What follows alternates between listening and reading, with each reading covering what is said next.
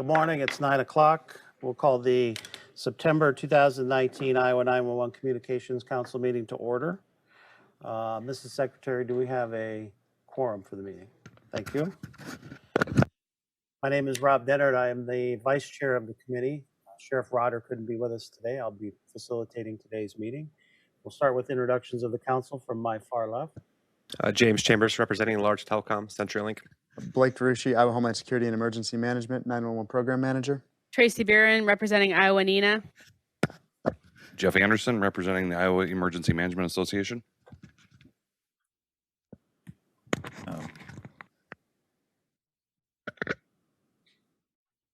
Lawrence Hartpence, representing IJIC. Robbie Johannesson, Iowa DPS. George Griffith, representing the Iowa Peace Officers Association. Mark Murphy, representing Iowa Firefighters Association. George, if you would gather the introductions of the audience.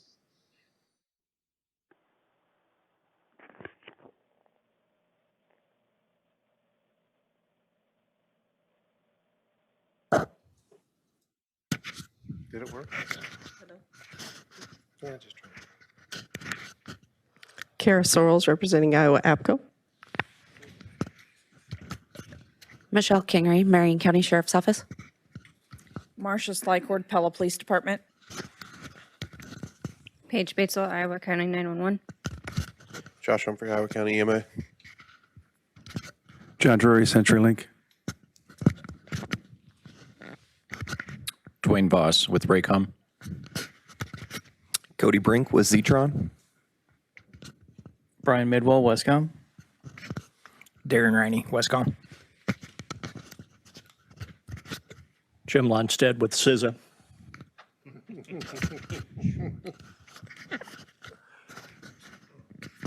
Brent Long with Polk County. Dan Pohl with Motorola.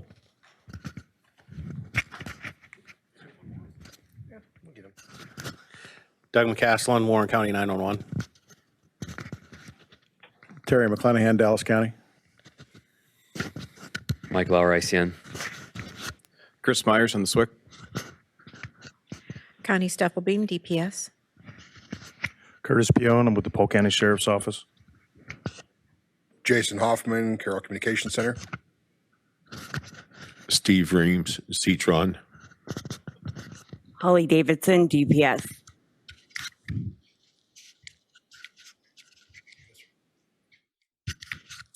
Morning, Jeff Zog, National Weather Service, Des Moines. Thanks, George.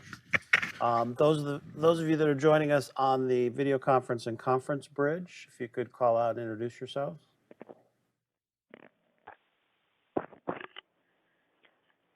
Mary Miller, Iowa County 911. Amanda Roush, Story County 911. Sharice Sexy, Humboldt County 911.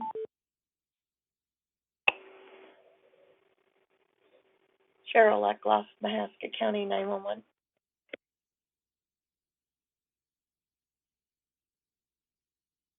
Anyone else on the bridge? Thank you all for being here and joining us today. Our next item is approval of the agenda. I entertain a motion. I would like to entertain an amendment to the agenda. Go ahead. I would like the document that you have before you with the proposed changes that I suggested last meeting. I want to put that into the agenda to have the council consider it. It was from the Chapter 34A groups, and we discussed the proposed changes last meeting. Can we take it under 7D, or are you requesting a new item under 9? That should be fine. 70 is fine with me. Okay, we'll leave it there then. Okay. Any other changes? Motion to approve the agenda? Second? Second. All in favor, say aye. Any opposed? Motion carries. The approval of the August 8th, 2019 minutes. Any changes to the minutes? A motion to approve? Second? Second. All in favor, say aye. Aye. Any opposed? Motion carries. The State of Iowa Administrator Report.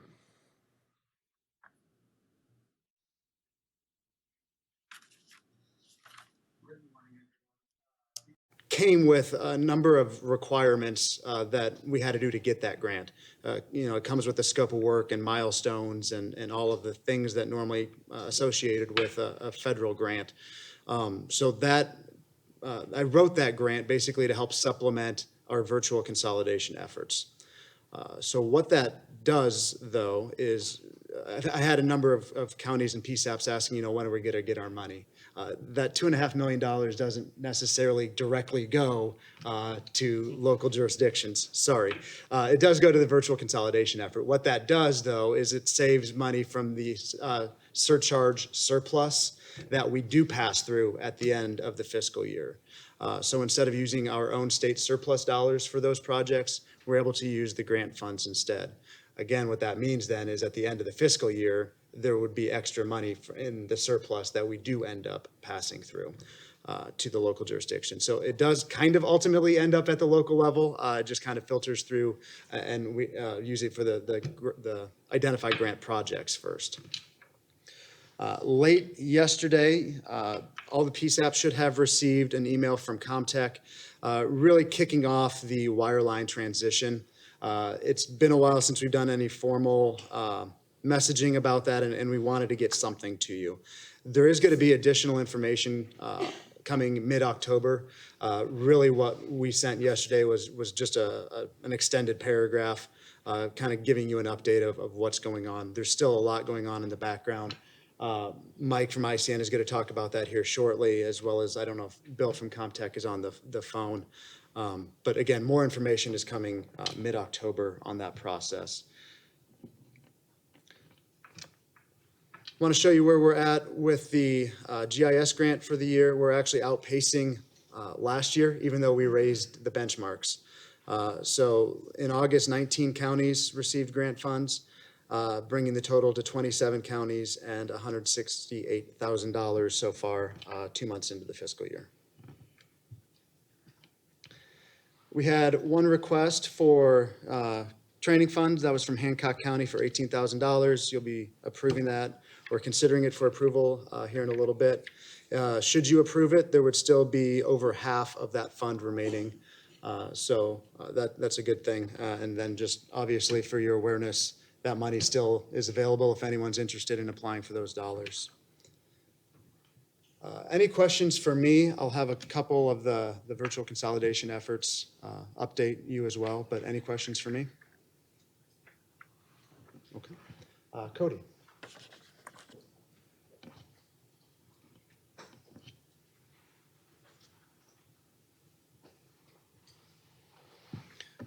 Cody Brink from Zetron, just giving a quick update on the status of the 911 project. So most notable is in August here, we have Hancock and Winnebago went live successfully. As of yesterday, Davis has been tuned up and on the road going just fine, with Fayette coming here later this month. And then also firming up 5 more deployments here right now through October, November, and December. So as we're sitting for a timeline, as we're getting in with new requests for PSAPs to join the state system, we're currently looking at an end of February to March deployment for people that are just going to be getting in. So our pipeline is filling up fast. So everything with the program is going on very well. And any questions so far for me while I'm up here? Excellent, thank you. Thank you. Morning, everyone. Just a quick update, as Blake mentioned earlier, yesterday the email actually did go out, and within the email, just to give a little bit more detail of that, we basically laid out the next, at least overview of the next 6 to 8 months. In October, mid-October, we do hope to have the kind of finalized plan that we will run with. Of course, that plan includes, as many of you know, and said in the email, there are alley considerations out there. And that's part of the reason why wireline transition probably won't start until late next spring, because it takes about 6 months to propagate the database. So that's going to be the biggest reason for that time frame on that, but there are plenty of pluses with that. With that, we've at least identified probably 99% of most local telco providers, as we see it right now, in case there's something that we're missing, but 99% of most local telecom providers will not actually have to do very much when it comes to trunk changing, routing changing, based on what we come up with a test scope, because of we're working with CenturyLink as well as also working with Comtech on that. So we're pretty happy with that, and that means less heavy lifting on that side, to where we can focus most of our efforts on the PSAP side and really work a lot with CenturyLink, who is still ingressing a lot of those calls to the local telcos or from the local telcos. So we do have a few stragglers. Of course, we are going to address the systems that are standalone alley. That is something that we will do more towards the latter. We'll hope to have that in the October timeframe as well. Also, next week, Blake and I will be meeting with Zetron and with Comtech specifically to talk on a couple of different solutions. As you know, we've really made I3 to kind of be the standard of what we are going to build 911 off of for Iowa. That was the request, what ICN responded with, and that has a lot of considerations. Within that, there's considerations of every PSAP at least having dual host connectivity towards that. It's rather costly to build fiber in both ways, so we have gone ahead and are looking at other local telco providers to provide those solutions for at least shared host sites, shared services sites, and then also we have the plan to keep in place the secondary ESI nets as well for the other sites. So that's all going on in the background. Those are all conversations that we've been having for a while, but we're going to put some good feet and good movement under those now that we have a plan going forth for wireline migration and transition. As with anything, that is pretty much the bulk of the update. Does anyone have any questions? Questions Right. for Mike? Thank you. Thank you. Appreciate it. Thank you, Blake. Item 6 is a training funds request. We have one. There should be information in your packet from Hancock County for $18,000 to host the good, the bad, and the ugly professional dispatch management program. Is there anyone here or on the line from Hancock County to talk about their request? I'm guessing Andy's on the road, probably en route to the meeting. Are there any questions about their application? I don't really know exactly where to start. I'll just throw this out. There's nothing in the rules that say that we're against this kind of application. I've been carrying a badge for 30 years. I think I've been to one seminar that cost this much, $18,000. Again, there's nothing in the rules that say we reject this. I'm not saying whatever. I just question the cost. Anyone else? This is Rhonda Broaddus. It might be helpful if we know just what it entails, because I know that the cost can seem really high, but coming from dispatching, being in this industry for 18 years, it depends on the level of training and how much it covers. So if you can maybe talk on that, or if we have any information on that could help everyone associated with the cost. Blake, do you know if in these supporting documents, I was just trying to get there,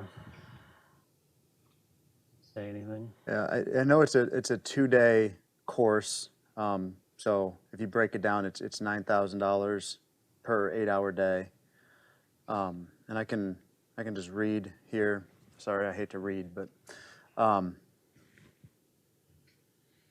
this is the course overview. When a dispatcher does something good, no one seems to know. When a dispatcher does something bad, the chief and other agencies know. But when a dispatcher does something ugly, CNN, ABC, CBS, and the world knows. This class will help your agency limit your legal exposure by making sure your dispatcher knows what not to do. Learn from instructors with 30 years on console experience. There are people just waiting to sue the police department and dispatcher centers. This course is one you can't afford to miss. The course will cover legal liability, negligence, abandonment, vicarious liability, gross negligence, reckless disregard, and I don't care syndrome. As far as the course goes, that's a pretty standard course. I'm just wondering, I'm assuming that it's not just for 1 or 2 people. I would assume that at that base, they're wanting to send their entire center. Would that be more accurate, or is this literally for, 1 or 2 people? Because if that's the case, then obviously that would be an extortionate amount and for travel and whatnot. Maximum of 80, but do we know if they're getting course books or anything like that that they can take home with them and take back to their PSAP? And I don't know if people on the phone heard Tracy. It's a maximum of 80. So that's a good number and a minimum of 10. If you remember, last year when we went through this, we did set course minimums. So, I mean, it meets that. I've been through 2 of these courses through PDM 911, and they always send packets of information home with the dispatcher. It's actually a plethora of information. If there's anybody on the phone that took advantage of the board's approval for the training in Waterloo in fiscal year 19, they would say that the information that they gained from that training was exceptionally valuable and something that every PSAP manager should go through for that particular course. So that's, to answer your question, yes, they send home information. So it's gonna be 9,000 whether there's 10 or whether there's 80 people then. Because I know some of the vendors we work with, if they don't meet a certain amount, they give portion back. So that's another thing I'd be interested in.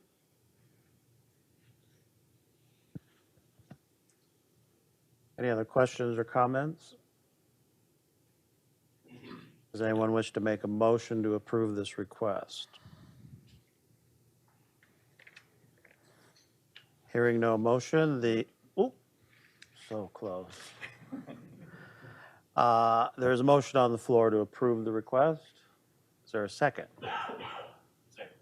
There's a motion and a second to approve the request from Hancock County for $18,000. All those in favor say aye. Aye. Any opposed? Aye. Motion carries. George. Lawrence. Okay. Reports of officers, boards, and standing committees. The technical advisory, are there any open comments of interest from our technical or telecommunications partners?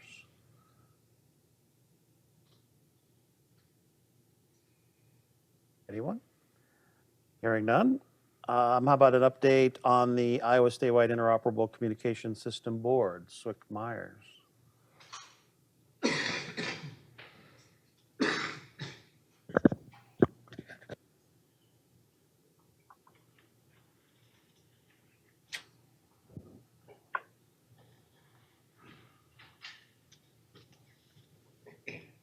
Thank you, Mr. Vice Chair, and good morning to the rest of the council. Some updates for you this morning. I'll try to keep these brief. The PSAP grant, an update on that. Nearly all of the control stations and consulates have been rolled out. We're working on a few final interfacing items with some Kenwoods that some PSAPs requested. I'm pretty confident that we'll have a resolution for those here by the end of the next week or so. Test calls overall for those that have them are ongoing and have them installed. About 40 or so have answered the test calls so far, including Ragbri counties. We know that several have not had a chance to get them installed yet because vendors are busy. It's a busy time of the year for everybody. So we're being very flexible with makeup calls. If PSAP cannot make a scheduled run of test calls, we just say that's fine, and then we mark them down for the next round. So we send updates every so often about updated schedules, and if we need them to tell us that they haven't got it installed yet, we mark the schedule as TBD for to be determined, and we work through that. So so far, we've kind of discovered some items too that we need to do a training from the board side, and that's being addressed. One thing that we're looking at within the training committee is developing modules that people can look at on demand. And even we've gotten some good ideas on, hey, let's see if we can figure out a way to make these closed captions so that if a dispatcher has to watch it from the panel, they can mute it, turn on the closed captioning, and then read it, and it doesn't produce any extra background noise. So we're trying to figure out a way to make that happen. Applications for approval today, Benton County, Level 2, Cherokee County, this is an updated one for Level 2 access, Federal Bureau of Investigation, Level 2, Fonda PD, Level 1, Hancock County, Level 3, Winnebago County, Level 3. With respect to our neighboring states, that work continues. We're working on some preparatory work for a couple of our states for next quarter's meetings. some of our neighboring states that have had some turnover or some natural disasters to contend with also. It seems like they're starting to get things settled back down. So we'll be resuming talks with them. We have a couple of outstanding items with a couple of other states regarding the signing of MOUs, but that work is near completion as well. Training through the board that's available right now. I'll give an update on the PSAP cybersecurity webinar that we held on August 19th. That was pretty well attended, although we did have some technical issues with people getting on to the webinar. I'm happy to report that we do have a recorded version of that webinar now to pass out. I can give that to you on demand. The advice that I got was they don't necessarily want me to post it publicly online, but it is there for you to grab if you want. Just send me an email if you want the material, and I'll happily send it over to you. It was a very good webinar, I think, for PSAPs ranging from all levels of technical savviness, if you want to call it that, with respect to cybersecurity. There was something there for them to take home from every single one of them. Other training that's available, our CompT is still available for sign up. Basically, we're holding a CompT at Clarinda Fire Department from September 23rd through the 27th. Currently, we have 9 hard confirmations, 1 soft confirmation for attendees. We still have room for up to 8 more. So if you have anybody that wants to be a communications technician in your county or area of jurisdiction, or just know personally, let them know. They can still sign up. We also have a COML course that is now slated for Burlington, Iowa, in Burlington PD. That'll be November 19th through the 21st. The minimum for that is 15. We currently have 3 signed up so far. We're going to try a new model with some trainings that are being offered by the board and kind of rotating them geographically through the state to try to make sure that for those agencies that don't necessarily have a large travel budget, it may be prohibitively expensive in some cases with respect to travel costs and employee backfill for them to travel to some set locations that seem to be the normative locations all the time. So we're going to try this out with cycling them through the state. We had a skip refresh meeting in person yesterday. That was a follow-up to all the committee level webinars. That was about a day and a half session mostly. And things went pretty well. We've got some follow-up work to do. We hope to have an updated draft version of that skip sometime this winter. Final note of housekeeping. You may remember that we've been talking a while about the West Des Moines City Council chambers being renovated. We have a location hammered down now. It is at the Des Moines Parks and Recs facility. That address is 1551 East Martin Luther King Jr. Parkway in Des Moines. The east is key on the address, as I found out yesterday. If you don't put in the east, it takes you to a residential address. That was something that myself I overlooked because there's not many addresses on MLK to begin with. So just make sure you include the east in the address listing. Hey, Chris, I also put that address and that information on the bottom of our agenda for the next meeting. So if you didn't get it scribbled down fast enough, that's where you can go to look for it. Awesome. So, and if you have any follow-up questions on the locations or some other logistics, just let me know. Overall, it's very similar to what we have in here. It has similar AV capabilities. We'll be able to stream it, and we'll be able to record things as well for the purpose of minutes afterwards. So with that, I'll take any questions. Chris, do you know what the status is of getting out the coverage maps to the counties? For the coverage testing, shoot me an email. I'll send you everything I can. Okay. Thank you, Josh. Thanks, Chris. All right, thank you. How about an update from Jim Lundstedt from CISA?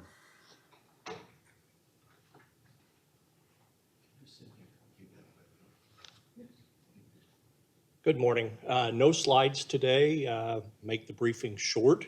We appreciate your patience with us through the Cybersecurity Awareness PSAP webinar. Lessons learned. The previous week we had trouble with Adobe Connect in Arizona, so our contractor elected to use Skype. And although Skype has equivalent capabilities, it doesn't play well with managed services. And for example, in my case, because I'm on a network and Skype is closed internally, we had to put in an override. So some of you who were denied the ability to attend, my apologies. That's part of why we made the recorded content available. One of the deliverables that I asked our team to put together was a straw man, a start to a cyber incident response plan. That's a follow-on to that webinar. We can't fill each one of your individual agencies' SERPs out, but we could at least give you a checklist, a starting point to take away to say, well, what do I do now that I know there is a risk? So that is a follow-on that I'll work with Chris on, and we will deliver to you and Blake as soon as we can get that executed. That has a lot of crosswalk internal to DHS so that we give you the correct information. In 2 weeks, the FEMA Regional Emergency Communications Coordination Working Group, also known as the RECWIG, will be holding a meeting on February 25th, a multi-region meeting between Region 7 and Region 6 that butts up against a regional communications exercise. Venue is in Kapaa, Oklahoma, but there will also be the usual FEMA updates along with a discussion about cybersecurity and emergency communications. So if anybody is interested in that, yes, sir. Did you say February? No, I'm sorry. September. I'm thinking of cooler weather when it doesn't storm every morning. September 25th in Kapaa, Oklahoma at the tribal facility right on the 4-state border. Thank you, Rob. I'm stretched a little thin. I didn't think my calendar had snapped back on me yet. One last nugget for you. I'm sure you are all following the public information about cyber activity and cyber ransomware that has affected a number of state and local entities from the east to the west coast over the last 60 days. Having been personally involved in the instant response to a couple of those, I have one question for you. Do you know where your agency backup resources are stored? Here's one of the early lessons learned. If you use a managed service provider, which many of us have to do, smaller agencies often contract resources, sometimes your agency backup is stored on a separate partition on your server. How will you recover that if your server is encrypted with ransomware? And I will tell you from one particular state response where we had about 25 public safety entities impacted, it impacted MDTs, thankfully did not get actively into CAD or dispatch, but those agency resources that were used to check NCIC and other resources, if your backup is not in your hands, physically accessible to you, and your MSO or your MSP comes to you and goes, oh, we don't have a copy. You had the copy and it's now encrypted. I'd urge you to think through your service level agreement and how you manage that. So that's my takeaway for the day as a lesson learned. If you do have an internal IT organization, understand where they store their content. Is it off-site? Is it on a separate domain? Is it entirely air-gapped? I think is the term we like to use. So think on these things. Any questions for me? Thank you. Thanks, Jim. Item 7D, the Chapter 34A Administrative Code Committee update. Is that you, Ms. Bearden? Yes, that's me. So I've got two things. First of all, we're going to hold on October 15th, right after the Iowa NENA conference at 5 o'clock, we're going to hold a best practices workshop, because one thing through the committees, we've realized that a lot of things cannot be codified in Chapter 34A, but there's guidance that's needed. And if people are doing good things in their PSAPs in their areas, we want to share these and have uniformity across the state of Iowa. So we're going to start working on some of those topics. I will be sending out the Eventbrite invite, send it to Blake to send out to everybody. I'll send it to the council, and I know Iowa NENA is going to send it out, and I'll have Iowa APCO send it out as well. The second thing I have is a recommended change that we discussed at the last meeting to include the benefited fire districts and hospitals providing ambulance services as defined in 357B and 347 respectively. This is something that the council said we agree with. We recommend that this is the way that the 911 service boards will be having their membership. However, it's not, there's not official ruling by the Attorney General. The Attorney General did indicate that, you know, you can refer it back to the benefited fire districts, but we wanted to put it in code to make sure that everyone's on the same page. Didn't we consider this before, and did we vote on this before? This specifically? Yeah, it was a little bit of a circular thing where we asked the Attorney General, and the Attorney General wanted us to ask the council to weigh in. So that's kind of what happened, and then we all kind of agreed that informally or just based on a policy email, that those certain hospitals meeting those criteria should be extended onto the local service board. So I sent that email out a year and a half ago, kind of detailing what criteria the county hospitals have to meet, and then they get the vote on as a political subdivision on the county service board. So that's kind of where it is at now. It's just based on a policy email that the Attorney General was good with and the council was good with. But I think what Tracy's trying to do is just formalize that so it's cut and dry. Right. And so if we get an attorney general that disagrees with it, we have something in code, and code would have to be updated. So there is a recommendation before the council to recommend amendment of 34A to the 911 program manager. Does everyone have a copy of this? Does anyone have comments on this? I suppose first we need to take a motion before we open the comments. Motion to approve. Is there a second?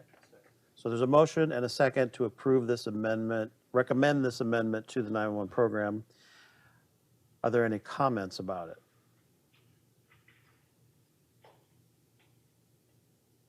Hearing none, I'd entertain a vote. All in favor, say aye. Aye. Any opposed? Motion carries to recommend to the 911 program manager to include in Chapter 34A the sentence after serving territory to include benefited fire districts and county hospitals providing ambulance services as defined in 357B and 347 respectfully. Motion carries. Thank you. Anything else from that committee? No, that's it. Thank you.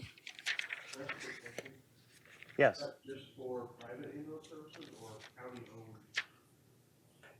Yeah, so the criteria that was spelled out to equal a political subdivision, it has to have taxing authority, it has to have open elections like on a general election ballot, just like you would vote for the governor or mayor, and it has to have a defined area. So that's the definition of a political subdivision. And then to get you on the service board, you have a public safety entity. So if you have an ambulance service through the county hospital that meets those criteria, you're on the board.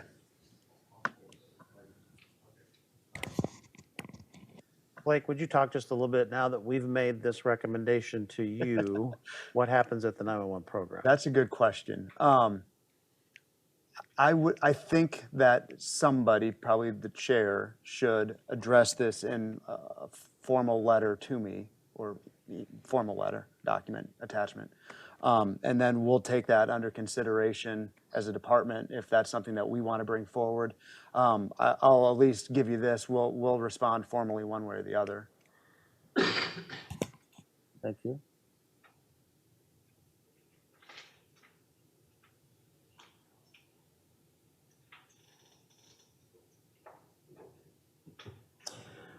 Item 7E, baseline knowledge for 911 communications professionals committee update. Who has that?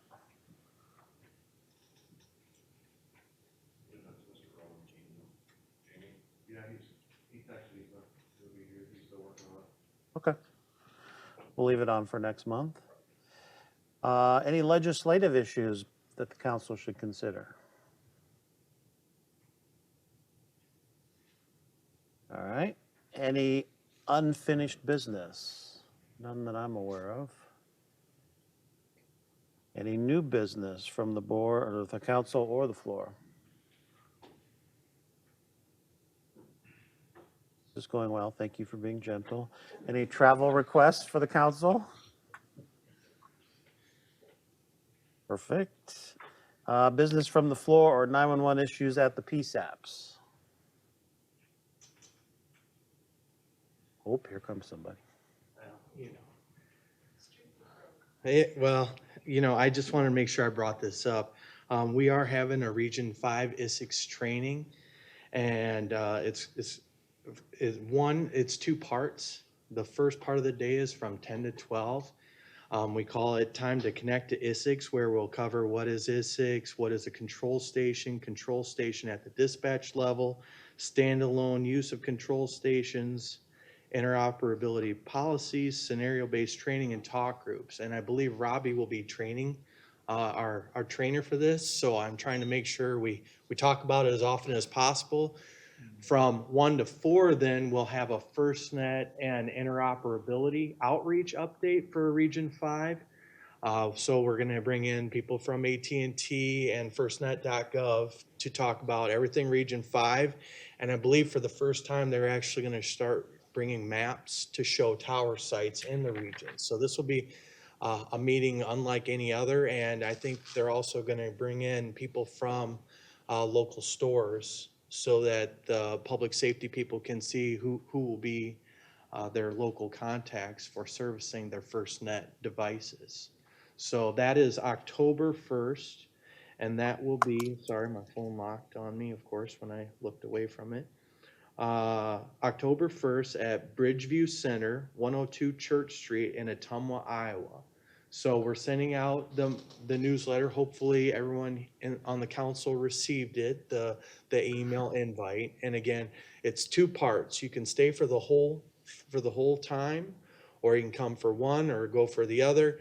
We're just trying to encourage any PSAPs or people that would be using a control station to come and attend Robbie's session from 10 till 12. And then again, from 1 till 4:30, we'll have the FirstNet outreach and General Iowa interoperability outreach meeting. So If you've missed your own region's presentation, you can come to the Region 5 then. you can, this will be very specific to Region 5. Are you But checking IDs at the door? no, we're not checking IDs at the door. We'll gladly take any public safety people that choose to join us, obviously. I just want to make sure that they understand, most of the information will be the maps will be Region 5, the county talk will be Region 5. But if at the end you'd like to ask about your county or your region, I'm sure AT&T FirstNet will be happy to facilitate. Very good. Thank you. Thank you. Any other business from the floor? Anyone on the phone, any business? If not, a couple announcements. Meetings of the 911 Council are held the second Thursday of each month in conjunction just prior to the ISIX board meeting. The next meeting, as Swick Myers has pointed out, has been moved in location. The meeting's date is October 10th at 9 a.m. still, but at the Des Moines Parks and Rec Boardroom at 1551 East Martin Luther King Jr. Parkway in Des Moines. We hope to see you all there then. If there's no other business, I'd entertain a motion for adjournment. A motion and a second. We're adjourned.